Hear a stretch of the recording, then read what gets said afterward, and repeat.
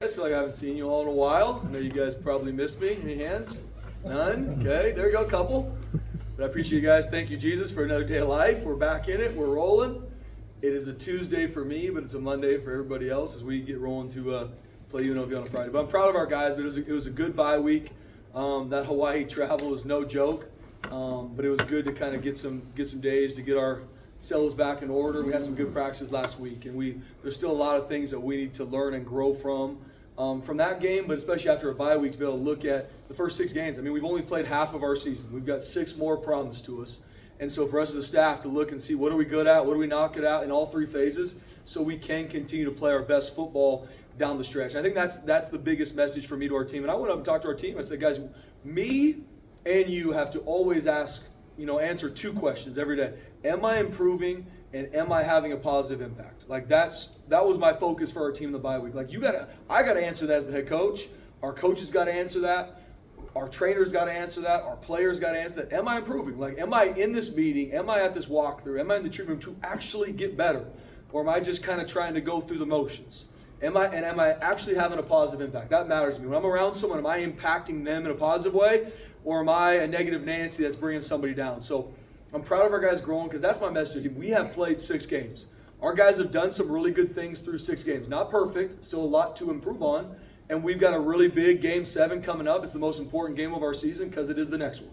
And we've got to get a lot better through these practices to continue to grow to play our best on Friday night. Because I know Coach Odom well, and he's going to have his team ready to roll in all 3 phases. They got weapons across the board, and we know this one's circled, and they'll be ready, and we need to work our tails off to be ready too. With that being said, open up for questions. What is it about Coach Odom's program that you observed that has made it so successful in the last couple of years? I gotta say, just gritty. I mean, you look at, in all 3 phases, it's just gritty. What I mean by that, Mike, is, they just find ways to make plays, to do it for each other. They on the road beat Houston, beat Kansas, beat Oregon State, and other those are big time. I'm shocked they're not ranked in the top 25. They deserve that for sure. And they play hard. Once again, in all 3 phases, they blocked multiple punts for touchdowns. Their best players play on special teams. Ricky White, one of the best receivers in the country, is playing on special teams. Number 21, one of their best receivers, one of the top returners in the country.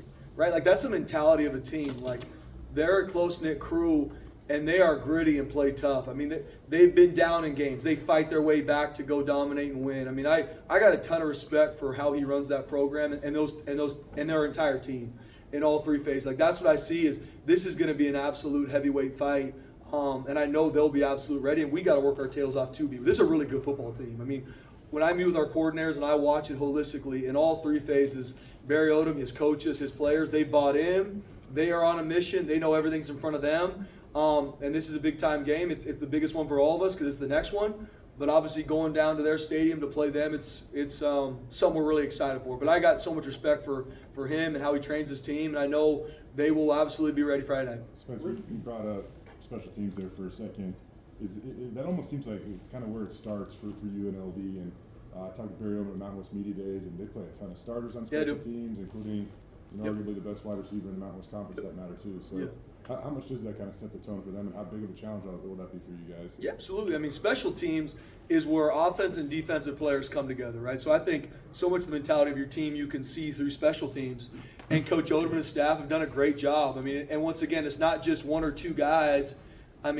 Ricky White's on kickoff return, one of the front line guys. They put their best players in situations to compete and help the team. And that's a testament to how hard they work, how hard they train. You can see that with how they played this season. They're getting better week in and week out. The amount of success they have on special teams, they're leading the nation in takeaways and turnover margins. So that's a team stat too. Not only do they take the ball away on defense, lead the nation in picks, they also don't turn it over on offense. And then, they're one of the top rushing offense, one of the most explosive offense in the country. They're one of the top, stop rush defense in our entire conference and the country too. So there's a lot of compliments that when you look at a team, it's not one stat or one thing. Like, you look at all 3 phases. They're a team that has talent across the board. They've done a great job in recruiting. And, they play extremely hard. They're physical. They're gritty. You get something on them, they're going to stay in the fight. And I respect that a lot.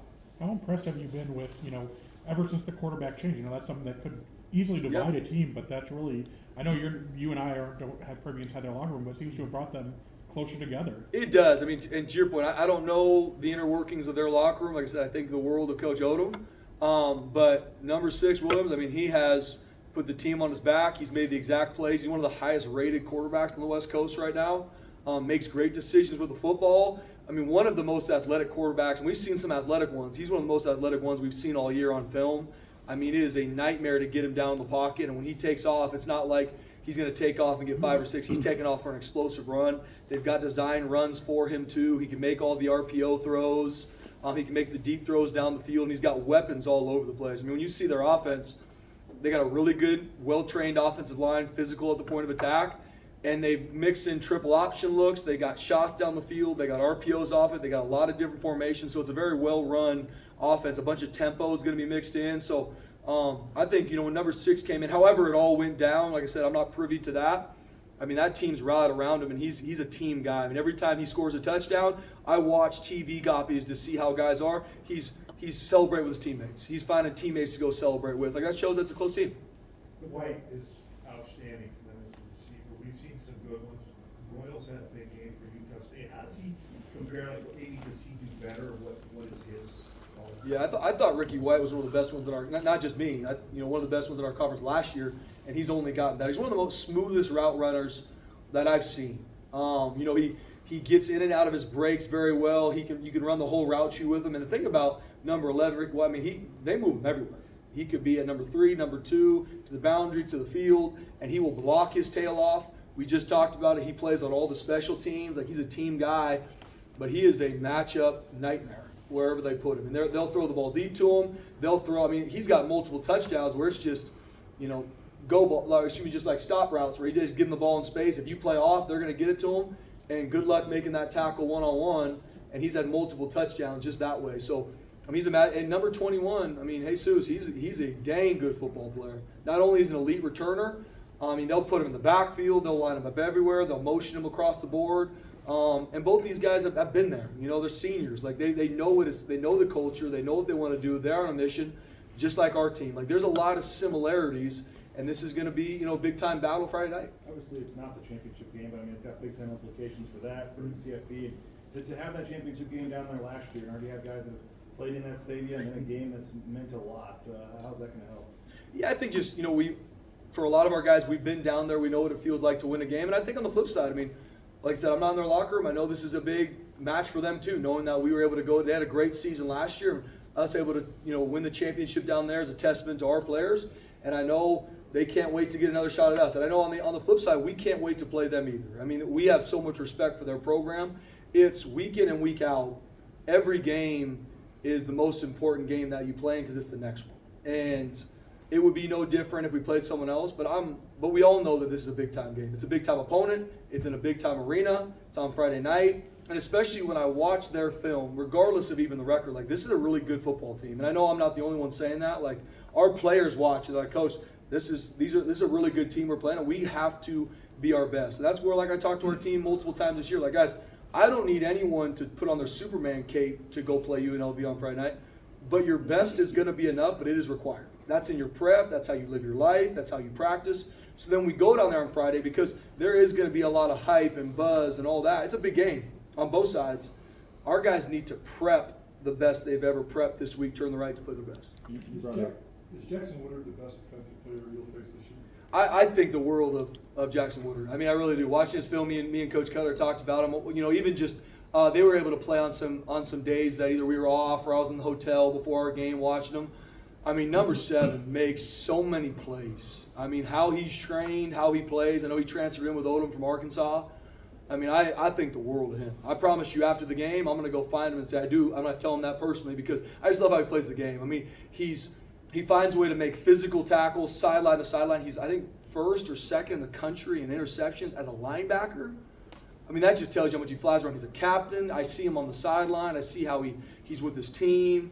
I mean, I love how Woodard plays the game. Like, as a linebackers coach, like, I love how he plays the game. And I think, number 1, their safety plays relentlessly as well. I mean, you even see in the Oregon State game, one of those forced fumbles he created on a tackle. That's a hard play to make. I mean, across the board defensively, I mean, they're tough sledding when you go against their defense. And I think number 2, one of their edge rushers that transferred in, like he's good. I mean, he's got a lot in his toolbox in regards to his rush moves, and they play hard. When you lead the nation in turnover margin, that is a monster stat. That's not like something, oh, it's kind of out there. That is a monster stat that directly correlates to winning games. They create a ton of takeaways on defense, and they do not turn the ball over on offense. Like, that's a testament to their team and Coach Odom, what they've done.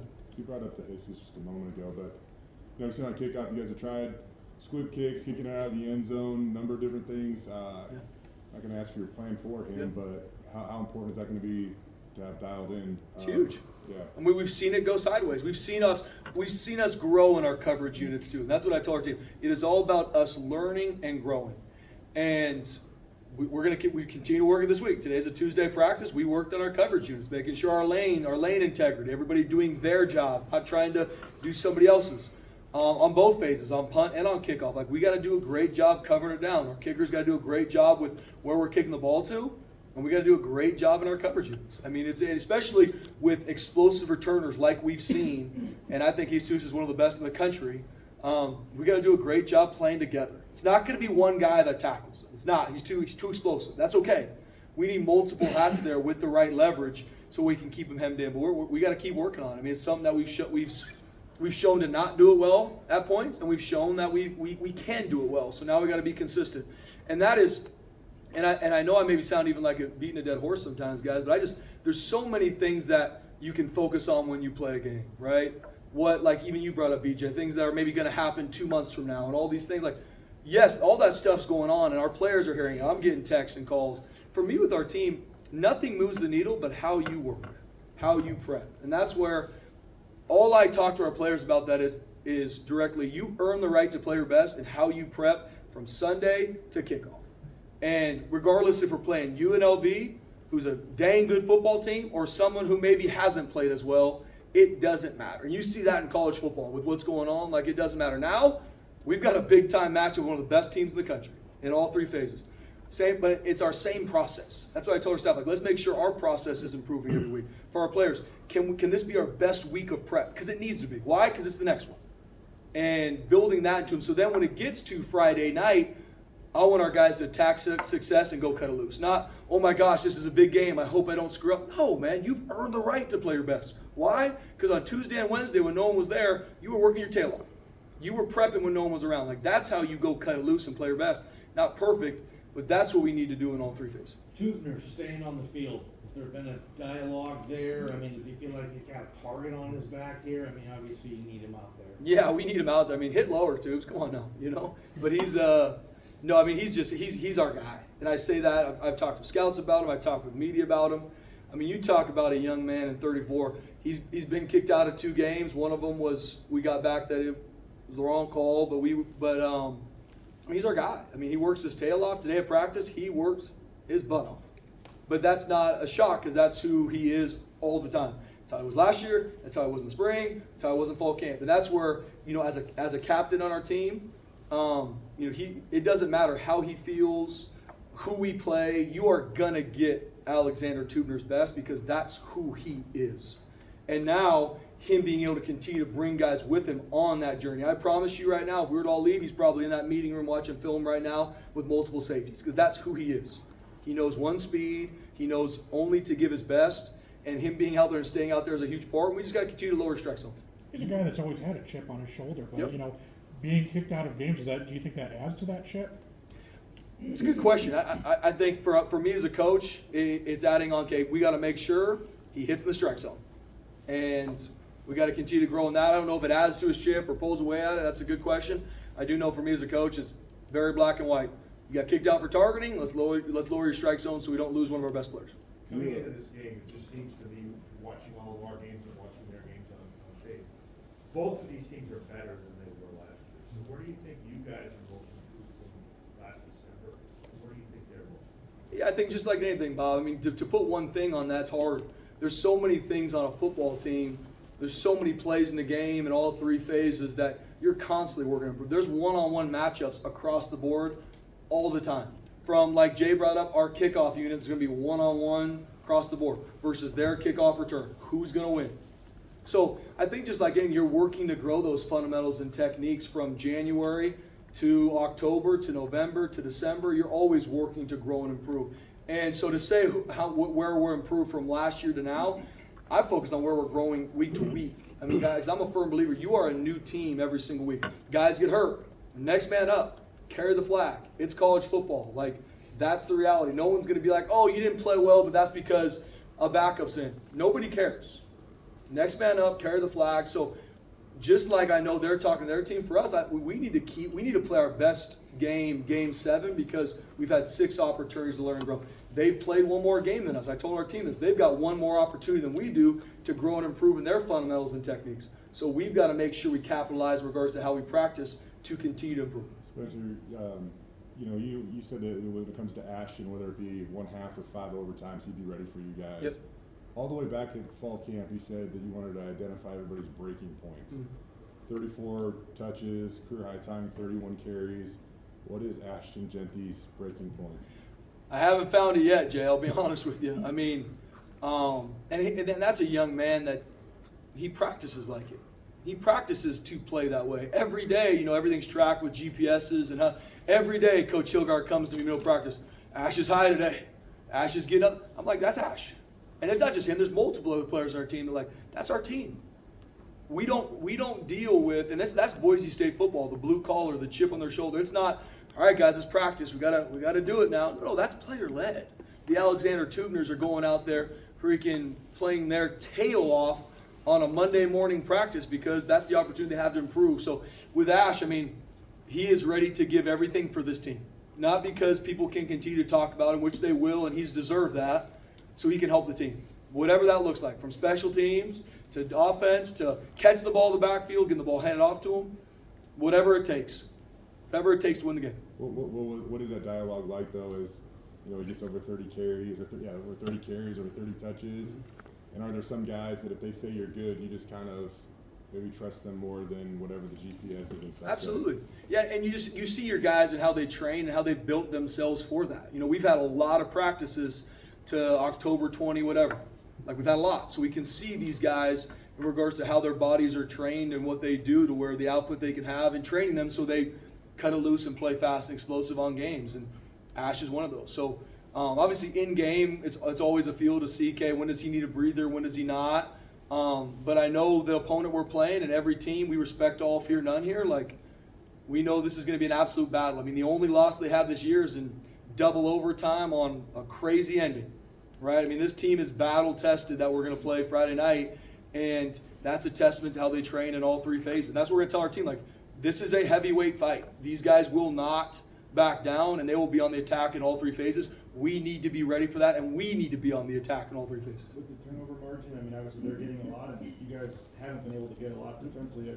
You only have 4 offensively, so I guess you're at least not losing the turnover battle. But how long can you sustain this where your defense is just not getting takeaways? Yep. How badly do you need to start getting? Yeah, but we need to. And it's something that we just like any stat. I use stat to not to either pat yourself on the back that you're doing something well or be pissed off about it. It's how do we grow this? And for me as a coach, there's got to be ways to rep this and change. And we're working our tails off on it, from how we drill it in practice to how we rep it in drills to how it's repped in team situations, because we need to create more takeaways on defense.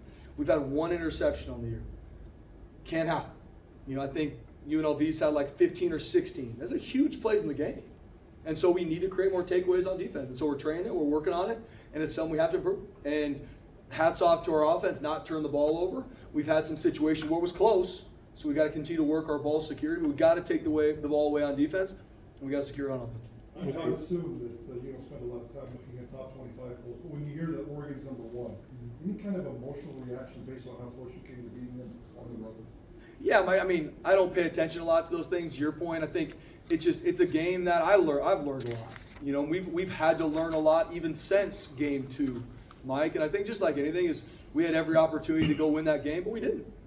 And if they're the #1 ranked team in the country or they weren't, those are still the lessons we need to take away from it. And so no different for our team. There's going to be lessons that we're going to learn this Friday night versus UNLV. So looking at it, I think just like anything, it shows guys, we can go beat anybody. I learned that week. But we didn't. We didn't make the plays enough. They beat us. End of story. And so that's no different whoever you play. Like, it's all about what do we learn, what do we grow from. And for me in that game, like, I learned a lot from that game, from issues with special teams on offense and defense and how to make sure we make the plays that way. Because at the end of the day, you lose on a last-second field goal like we did Oregon, or you lose by 50, you still lost the game. And there's going to be different lessons learned, no different when you win a game. Like we talked about Hawaii, like, we won that game, proud of our team battle. There's a lot from that game we need to continue to learn and grow from. So looking at it, Mike, I don't pay attention to the outside. I try to focus very, very streamlined, fire hose focused on what moves the needle and what helps our team grow. And that's my messaging to them. I think at the end of the season, we really go back and scout and look at some games. It might bring some different emotions back. But I know even in the bye week, it's strictly one play at a time. From special teams to O&D, what are we doing well? This fundamental is really good. Let's keep how we're doing. This schematic is really good. Let's keep it. This isn't. We got to grow this. This is what we're giving away. Got to change it. And at the end of the season, we'll probably look back and have some different thoughts on each game and then the emotions that come from it. But right now, it's all about how we're growing from week to week. Spencer, just with the turnovers, with how many UNLV have compared to you guys, can you identify maybe what they're doing that maybe you guys aren't doing as well? I guess what's the disconnect or the difference there? Yeah, I mean, they're doing a great job playing with, great vision in the back end. They've created a lot of interceptions. I mean, Jackson Woodard, a linebacker, having 4 or 5 picks. It's usually, I think, number one has 4 or 5 picks themselves. So them together have 8 to 10 picks somewhere in there by just themselves. I mean, they're doing a great job playing off QBIs. They're doing a great job catching the ball when it's thrown in their direction. They have relentless pursuit on defense, so some tip balls are in there. They're getting them. They're creating a lot of forced fumbles by how hard they tackle and how hard they play, and they're getting those fumbles. So there's a lot of things you can look at that we need to improve on defense in regards to how to create these takeaways, and obviously it's on film that UNLV does a much better job than us. 2 sacks by Shea against Hawaii. I think it's now 7 sacks by your secondary this season. When you're getting more than just your linebackers and ends in there, what does that do for your defense, and how well are you liking your blitz packages? Yeah, it's a huge testament to the plans that were put in place and our guys buying into it. And no different. I mean, we've done a really good job creating pressure and confusing quarterbacks and creating sacks. But that is not just a testament to the guy that got the sack. There's a lot there shouldn't be anywhere to throw the ball, right? And there's a lot of times in Hawaii that our DBs did a much better job from the week before to where there's nowhere to go with the rock.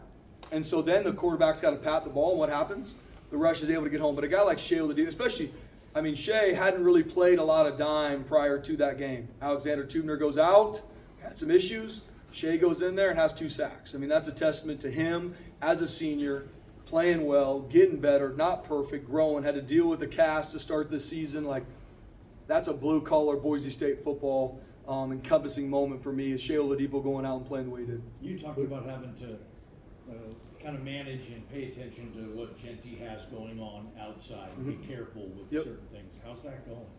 I think just like anything, Johnny, we're working through it every day. And I meet with him. I meet with our media team. Like, we are in Ash's life to protect him and keep him focused on what matters most, which is him being a 20-year-old, him focusing on being the best football player he can be, the best student he can be, the best young man he can be. For me, even the best young man of Christ he can be. Like, I talk to him, like, what are you feeding yourself? I'm not talking food. Like, what are you feeding yourself? Are you listening to the right things?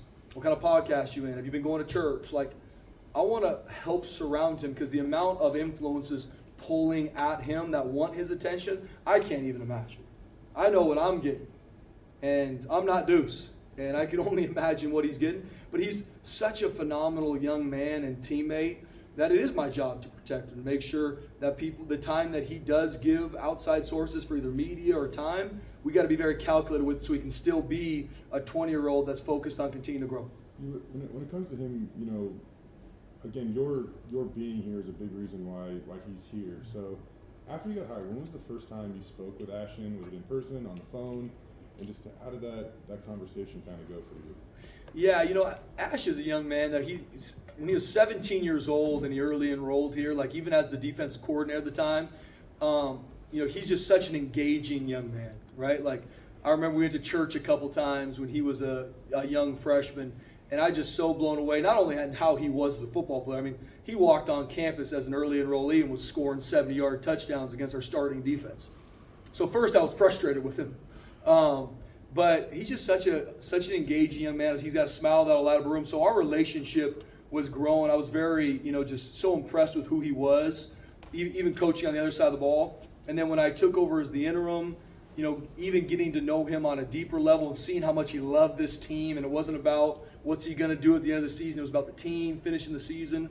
And then him staying here, even with all the outside pulling him to leave. He wanted to be committed to this place, leave a legacy. Just our relationship has even continued to grown every single day. And I'm impressed with him every single day. I tell my wife that. Like, there's times I go home and just what either he says to the team or his actions, who he is. There's so many days that I'm blown away by who he is as a young man. And he does some things in the field that I think the country's blown away at, me included. But every day that I come to work and see how he is as a teammate, every time we meet, it's all about others. It's about the team. It's about how he can help this guy grow and what he's seeing. It's not about Ashton. It's about the team, and that's why it's a testament to him. And he's a humble and hungry competitor that I've grown to be very impressed with. I'm excited. God has an amazing plan for his life in football, but even more importantly off of it. With Social regard, media has a lot of fog with Ashton, the way he stands up straight up in the backfield.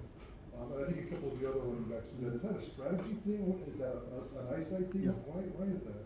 It's a great question. You're gonna have to ask Coach Jamo about it. I promise you, when he runs, I don't coach him one bit on how he stands. He can stand however he wants. That's a good question, though. I've much people have asked me, and I'm like, I do not have the answer to that. That'd be a good question for Coach Jamo. I love how he does it though. Now it fires me up. All the Mike Myers or whatever it is tweets have me cracked up. with regards to the short week, obviously having last week off to prepare for them, does that give you a bit of an advantage, you feel? I think just like anything, you can look at it both sides. I'm a firm believer in you only grow in playing this game by playing it. And so right now I look at UNLV as they've played 7 games. They've got one more game to grow and improve in all 3 phases more than we do. And so I've told our team, we're playing from behind the count. We got to improve. We got to grow because they got one more opportunity than we do. And hopefully we handle business in the bye week and in our prep, focusing on us growing. So you can look at it both sides. All right. Thank you.